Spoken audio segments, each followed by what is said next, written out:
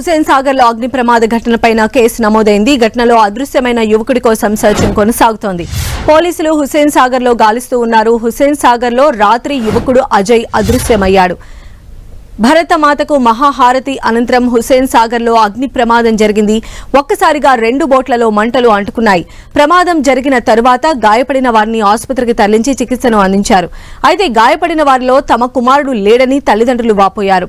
ప్రమాదం తర్వాత అజయ్ ట్యాంక్ బండ్లో మునిగిపోయి ఉంటాడని పోలీసులు భావిస్తున్నారు. తమ కుమారుడికి ఈత రాదని అజయ్ తల్లిదండ్రులు తెలిపారు. మరిన్ని అప్డేట్స్ మా ప్రతినిధి సునీల్ అందిస్తారు. సునీల్,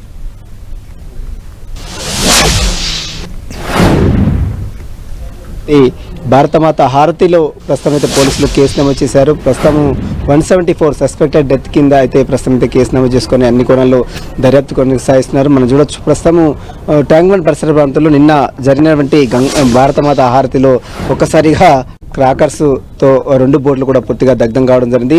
అజయ్ కోసం అయితే ఇప్పటికే మిస్సింగ్ కంప్లైంట్ చేసిన నేపథ్యంలో మిస్సింగ్ కంప్లైంట్ గా కేసు నమోదు చేసుకున్న పోలీసులు పూర్తిగా ట్యాంక్ బండ్ పరిసర ప్రాంతాల మొత్తం కూడా పూర్తిగా చెల్లపడుతున్నారు. నిన్న 8 గంటల పరీక్షల ప్రాంతంలో ట్యాంక్ బండ్ కి అటు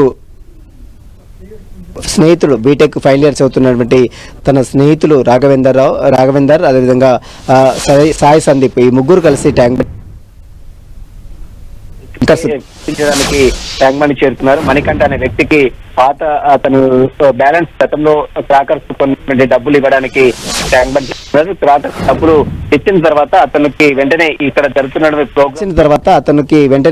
జరుగుతున్న ప్రోగ్రామ్ చూడడానికి మాకు కూడా అవకాశం కల్పించాలి, మేము కూడా లోపలికి వస్తామని అక్కడ ఉన్నటువంటి మణికంఠని కోరిన నేపథ్యంలో వెంటనే ఒక చిన్న బోట్ ఇచ్చి ఎలాంటి లైవ్ జాకెట్స్ లేకుండానే లోపలికి ఆ ముగ్గురిని కూడా మణికంఠ అనే వ్యక్తి ముగ్గురిని కూడా లోపలికి తీసుకెళ్లారు. ఒక్కసారిగా ట్యాంక్ బండ్ లో జరుగుతున్నటువంటి ప్రోగ్రామ్స్ క్రాకర్స్ ఉన్నటువంటి 2 బోట్లు పూర్తిగా ముగ్గురు కూర్చున్న నేపథ్యంలో ఒక్కసారిగా క్రాకర్స్ ఉన్నటువంటి బోటు ఒక్కసారిగా దగ్ధం కావడంతో ఉన్నటువంటి తన స్నేహితులు ఒక్కసారిగా దునకడం జరిగింది. అయితే ఇద్దరు కూడా సురక్షితంగా బయటకు వచ్చారు. కానీ అప్పటికి అజయ్ బయటికి రావడంతో తల్లిదండ్రులు పోలీసులను ఆశ్రయించారు. తల్లిదండ్రులు కేసు నేపథ్యంలో పోలీసులు కేసు నమోదు చేసుకుని దర్యాప్తు కొనసాగిస్తున్నారు. ట్యాంక్ బండ్ పరిసర ప్రాంతాలతో కూడా పూర్తిగా అజయ్ కోసం కూడా గాలిస్తున్నారు.